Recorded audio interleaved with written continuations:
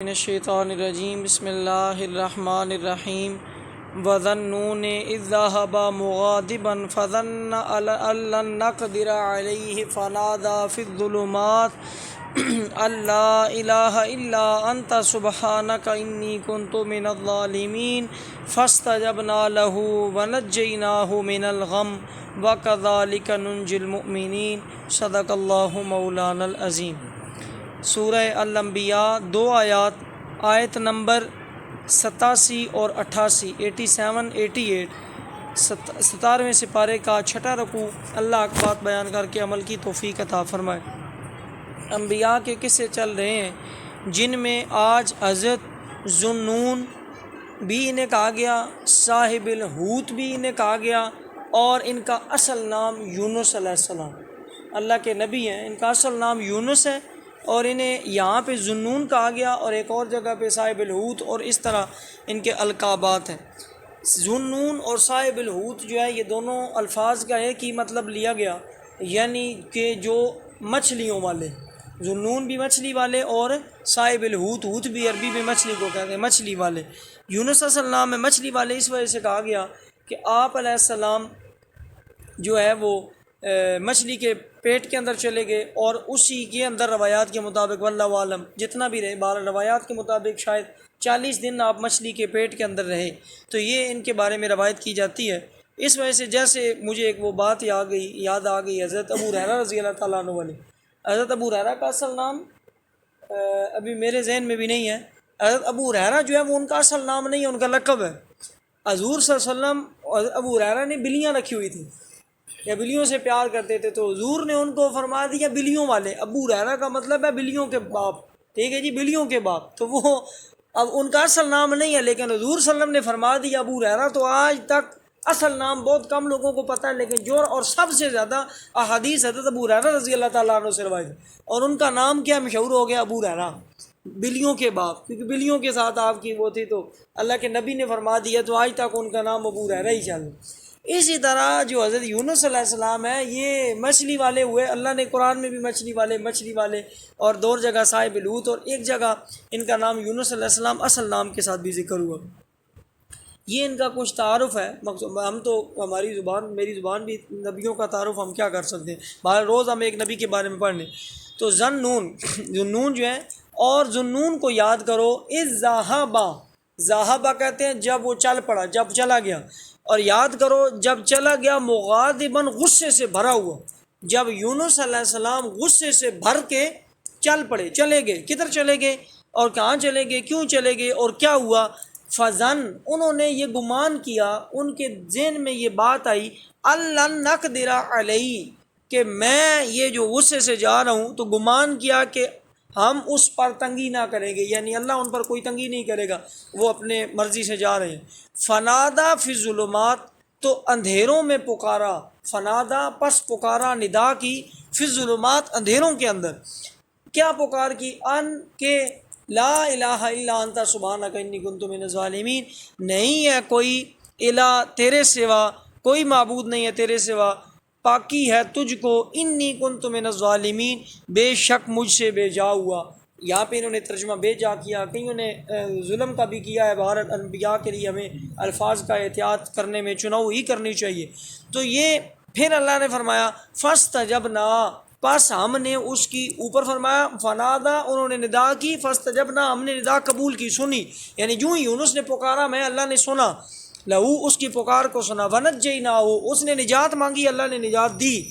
من الغم، میں غم سے، وکذالک ننجی المؤمنین، اور نہ صرف یہ دعا مانگنے سے اللہ نے یونس کو نجات دی، بلکہ تا قیامت لا الہ الا اللہ محمد رسول اللہ پڑھنے والا، یا جو ہے وہ جو بھی مومن بندہ ہے، وہ تا قیامت اپنی کسی بھی مشکل پریشانی اور غم کے اندر اللہ کو یہ دعا مانگ کے پکارے گا، اللہ اس کی دعا کو جواب بھی دے گا، اور اس کے غم کو انشاءاللہ العزیز دور بھی فرمائے گا۔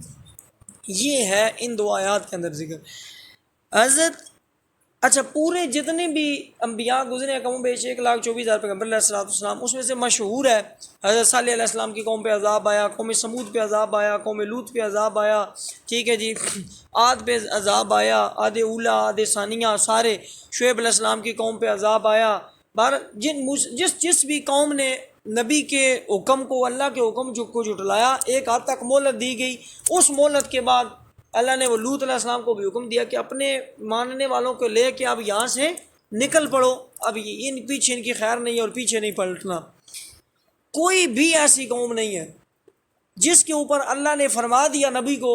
کہ عذاب ہوگا تو پھر عذاب لوٹا دیا گیا. واحد الا قوم یونس، قرآن کے اندر یہ سیدھی آیت ہم کے پڑھ چکے ہیں سورہ یونس کے اندر، الا قوم یونس، کہ مگر قوم یونس جو قوم ہے اس کی قوم کے اوپر اللہ نے فیصلہ کر لیا کہ اس کے اوپر عذاب کرنا ہے. اب یونس علیہ السلام کو اس کا علم ہو گیا کہ اللہ کی طرف سے کہ اب میری قوم پہ عذاب ہونا ہے، لیکن عذاب نہیں ہوا. یہ واحد ہے قوم اللہ. پوری قرآن، حضرت صاحب پورا قرآن پڑھ لیں، حدیث کی کتابیں چھان لیں، جس قوم کا بھی ذکر، جس کی نبی کا بھی قوم، جب اللہ نے فرما دیا نا فیصلہ ہونا ہے، پھر اللہ نے اپنی بات کو تبدیلی نہیں ہوئی. لیکن یونس علیہ السلام کی قوم کے معاملے میں اللہ خود قرآن میں فرما رہا ہے الا قوم یونس، کہ مگر جو یونس علیہ السلام کی قوم ہے نا، اس کو چھوڑ دیں، اس کے علاوہ سب کی قوموں کو میں نے عذاب کا کہہ دیا تو عذاب ہوا. یہاں میں اس قصے کے اندر ہم میرے لیے کچھ چند ایک باتیں سیکھنے کی کہ اللہ کا ایک نبی ہے، وہ یہ ہمیں سمجھانے کے لیے ہوتے ہیں. حضور صلی اللہ علیہ وسلم نماز میں بھولے، صحابہ کو بتایا تو حضور تو وہ ہیں جن کی آنکھیں جو ہیں سوتی ہیں، دل جاگتا ہے، وہ نماز میں کیسے بھول سکتے ہیں جن کو اللہ خود فرماتا ہے میری عبادت کم کرو، جو عرش پہ جا کے اللہ کو سامنے دیکھ رہے ہو ہیں، وہ نماز وہ اللہ کو بھول سکتے ہیں؟ سوال ہی پیدا نہیں ہوتا. لیکن اس لیے تاکہ قیامت تک کوئی میرا امتی نماز میں بھول جائے تو اسے پتہ ہو کہ میں نے نماز کیسے ٹھیک، سکھانے کے لیے، سمجھانے کے لیے. ٹھیک ہے جی. اسی طرح جو نبیوں کے جتنے قصے قرآن کے اندر ہیں، میرا ایمان یا میری تعلیم یا میرا ذہن یا میری ادنا سی عقل سوچ یہ کہتی ہے کہ یہ نبیوں کی وہ اللہ، ہم یہ نہیں کہہ سکتے غلطی، وہ صرف ہمارے لیے ہے کہ ہم کوئی بھول چوک کر لیں، ہم کوئی گناہ کر لیں، ہم کوئی خطا کر لیں تو پھر اس میں سے باہر کیسے نکلنا ہے. ہر چیز کا ازالہ کیا ہے. کوئی بھی چیز دنیا میں، کوئی بھی کام ہو، کوئی بندہ پریشان ہو یا کسی مشکل میں ہو، یہ بسا اوقات ہم بیٹھے ہو کہ یار بڑا میرا کم بڑا مٹھا جا رہا ہے، کوئی دنیا ہر کام کا حل ہے جی. کیڑا کام، کون سا کام ہے جس مشکل کا حل ہے؟ نہیں ہے. یہ دنیا میں بھی ہم نے کوئی بندہ پریشان ہو اس کے بعد او یار یہ کون سی بات ہے، ہر مشکل کا حل ہے. تو تیرے مسئلے کا بھی بیٹھ ابھی حل نکالتے ہیں، کسی فلاں دوست سے بات کرتے ہیں، فلاں بندے سے بات کرتے ہیں، کہیں نہ کہیں سے جگاڑ لگا لگو کے بات چیت کر کے بندے کا نہ اللہ کرتا ہے حل نکل نہیں آتا ہے. جب بندہ یہ کر کے اپنی مشکلات میں، تو وہ جو مسبب الاسباب ہے وہ حل نہیں نکالے گا یا اس کو. تو اللہ نے ہمیں یہ حال دینے ہیں، یہ دعائیں دینی ہیں. ہر نبی کے قصے میں ایک دعا، یہ میں آپ کو ہمیشہ بات، ہر نبی کے قصے میں ہمیں ایک دعا دینی ہوتی ہے کہ آپ یہ دعا لے لیں کہ اگر یوں کر لیں گے تو یہ دعا ہوگی اس میں سے باہر نکلنے کے لیے. ایک اور روایت ہے بڑی مشہور، حضرت صاحب موجود ہے کہ اللہ اگر چاہتا تو سارے مسلمان پیدا کر دے، نیک، سارے نیک ہوتے، کوئی بھی گناہ گار نہ ہوتا، کوئی بھی گناہ گار. اللہ کون کہے جو مرضی ہو جائے، لیکن اللہ نے فرمایا مجھے گناہ گار پسند ہے. وہ گناہ کریں، گناہ کرنے کے بعد ان کا ضمیر انہیں ملامت کرے، ان کے دل کے اندر یہ ایمان جو ہے وہ ملامت کرے کہ تو نے یہ گناہ کیا، تو نے جھوٹ بولا، تو نے زنا کیا، تو نے چوری کی، تو نے ڈاکہ ڈالا، تو نے غیبت کی، تو نے نماز نہیں پڑھی، تو نے یہ گناہ کیا. جو بھی گناہ کیا اس کے بعد اس کے دل میں آئے، اور پھر جیسے اس دن میں نے ایک واقعہ سنایا تھا، زہر سارا آنکھوں سے باہر، اس دن جن لوگوں نے سنا کہ آپ جی، تو جو گناہ کرے اور گناہ کرنے کے بعد پھر روئے، جب میرے آگے روئے گا، گڑ گڑائے گا، توبہ استغفار کرے گا، مجھے وہ ادا بڑی پسند آتی. اس لیے میں چاہتا ہوں، ایسے ہی حضرت صاحب، میں چاہتا ہوں کہ میرے گناہ گار ہوں، وہ گناہ کریں، پھر وہ روئیں، وہ گڑ گڑائیں، توبہ استغفار کریں، پھر میں خوش ہوتا ہوں کہ بندہ میرے پاس آیا ہے، وہ مجھ سے مانگ رہا ہے، میں اسے عنایت کر رہا ہوں، وہ مجھ سے بخشش مانگ رہا ہے، میں بخشش دے رہا ہوں، وہ مجھ سے نجات مانگ رہا ہے، میں نجات دے رہا ہوں، وہ رو رہا ہے، وہ گڑ گڑا رہا ہے، وہ رو کے اپنے گناہوں کا زہر اپنے جسم سے باہر نکال رہا ہے، میں رب اس کو پاک کر دوں. یہ ہے ان جو ہے نا تمام واقعات کا مقصد. ذنون کو یاد کرو، جب غصہ سے بھرا ہوا چلا تو گمان کیا کہ اس پر تنگی نہ کریں گے. ہوا یہ کہ جب آپ قوم کو تبلیغ کرتے کرتے کرتے کرتے ایک وقت آ گیا، اتنا عرصہ آپ نے قوم کو تبلیغ کی، کوئی آپ کی بات مان نہیں رہا، آپ نے غصے سے چل پڑے کہ بس اب اللہ کا 3 دن میں تمہارے اوپر عذاب آ جائے گا. ٹھیک ہے جی، 3 دن بعد تمہارے اوپر عذاب آنا ہے، لہٰذا میں جو بھی نبی الگ ہوا ہے نا، جب عذاب کا حکم آیا تو اللہ نے فرمایا ہے کہ اب آپ ان سے الگ ہو جاؤ اور اپنے ماننے والوں کو الگ ہو جاؤ، تب عذاب آئے. یونس علیہ السلام کو اللہ نے یہ تو پتہ چل گیا کہ عذاب آنے لگا، اللہ نے یہ حکم نہیں دیا کہ آپ چھوڑ کے چلے جائیں.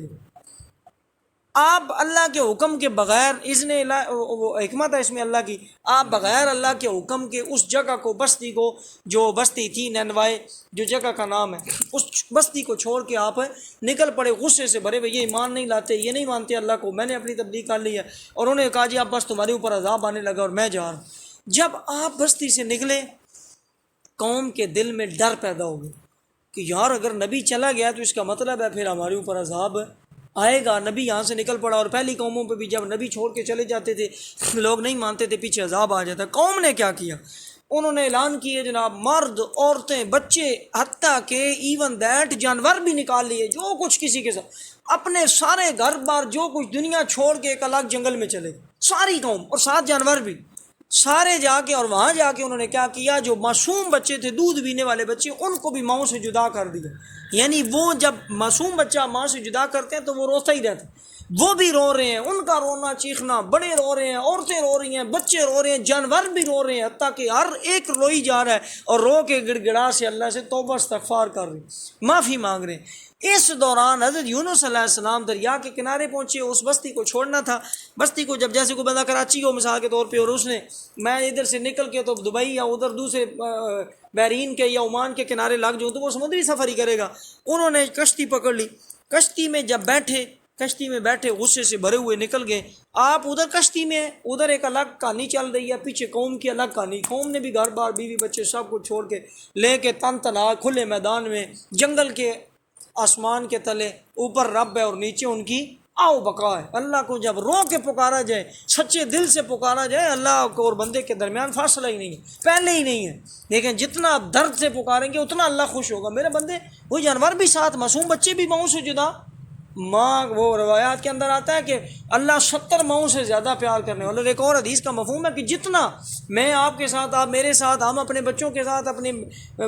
معصوم بچوں کے ساتھ، رشتہ داروں کے ساتھ لڑائی جھگڑے میں، پوری دنیا پہ جو لوگ ایک دوسرے کے ساتھ ہم رحم کرتے ہیں، یہ اللہ فرماتا ہے کہ یہ میرے رحم کا ایک حصہ ہے، اور یہ کچھ اس کے برابر کچھ بھی نہیں ہے۔ پوری دنیا جو تم ایک دوسرے کے ساتھ پیار، رحم کرتے ہو، شفقت کرتے ہو، اللہ کا رحم اس کے مقابلے میں، تمہارا اللہ کے مقابلے میں کوئی چیز ہی نہیں۔ اللہ اتنا رحم فرمانے والا، اللہ نے اپنے عرش کے اوپر لکھ کے رکھا ہوا ہے،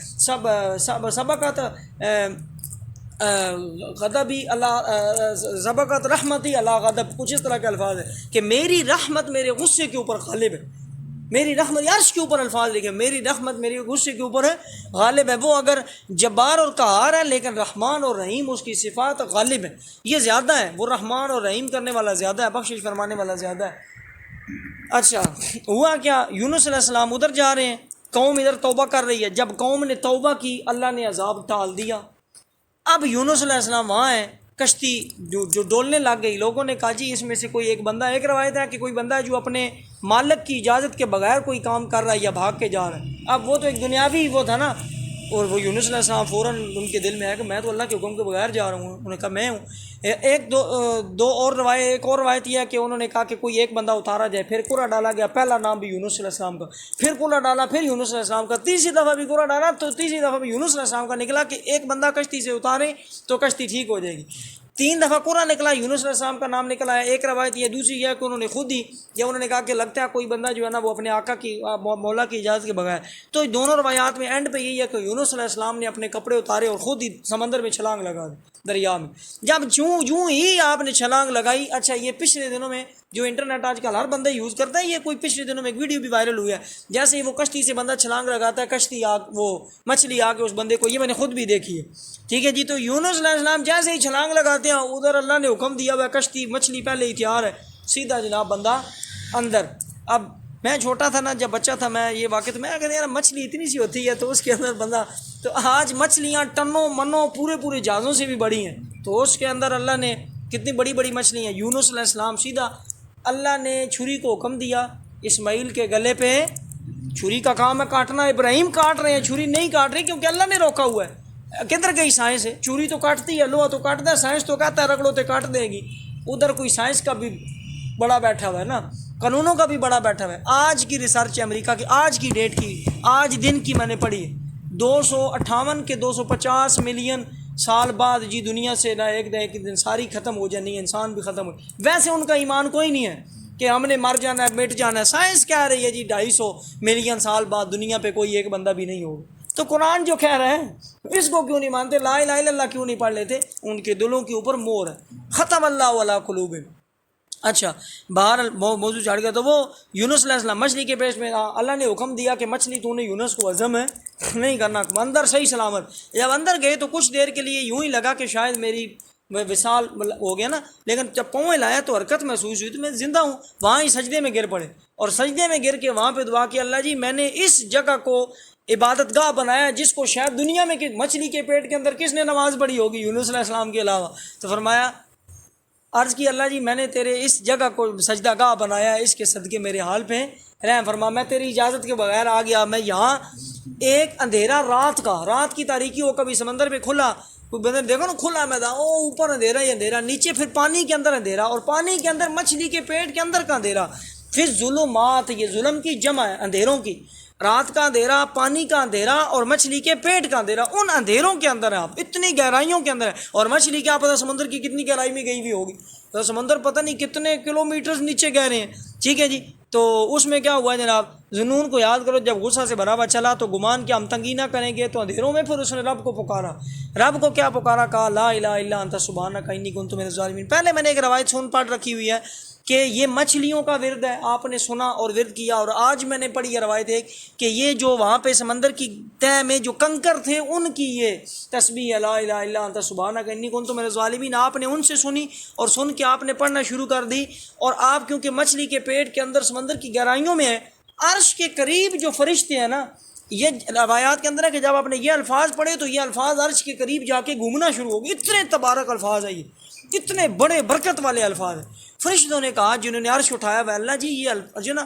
آواز کوئی سنی لگ رہی ہے، لیکن جیسے نا دبی ہوئی ہے، جیسے لگ رہا ہے کہ کہیں کوئی اس کی دب کی آواز نکل رہی ہے۔ میں ابھی صاف بول رہا ہوں تو میرے منہ ایسے دب کے، وہ مچھلی کے پیٹ کے اندر ہے، سمندر کے اندر ہے۔ اللہ نے فرمایا یہ میرا یونس ہے،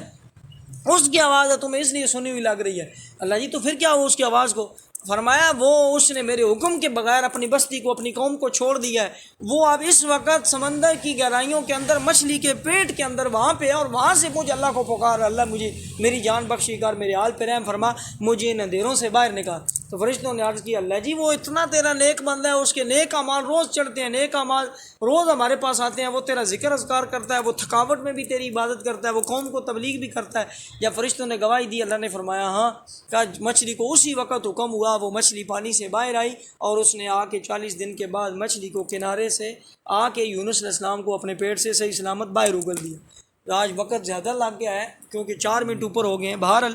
ابھی بھی دل کیے جا رہا ہے۔ تو یہ حضرت یونس علیہ السلام کا قصہ ہے کہ وہ اللہ کے حکم کے بغیر وہاں سے گئے، پھر انہوں نے وہاں اللہ کو پکارا، یہ ورد کیا تو اللہ نے نجات دی، ہم نے اس کی پکار سنی اور اسے غم سے نجات دی۔ ایسے ہی ہم نجات دیں گے مسلمانوں کو۔ اس کے آج کے قصے میں ہمارے لیے یہ سبق ہے کہ کوئی بھی پریشانی آ جائے، کوئی آزمائش آ جائے، کوئی تکلیف آ جائے، بیماری آ جائے، مصیبت آ جائے، یہ ورد کریں، ہو ہی نہیں سکتا کہ اللہ اور ساتھ یونس علیہ السلام کا واسطہ دے۔ کوئی بھی آیت پڑھے کہ اللہ میں نے قرآن میں پڑھا کہ وَكَذَلِكَ قانون میں مومنوں کو بھی نجات دوں گا، تو میں لا الہ الا اللہ پڑھنے والا مومن ہوں تیرا۔ اللہ یونس کے صدقے، اپنے اس آیت کے صدقے، میرے اس آیت کریمہ بھی کہا جاتا ہے، اس آیت کے صدقے میری یہ والی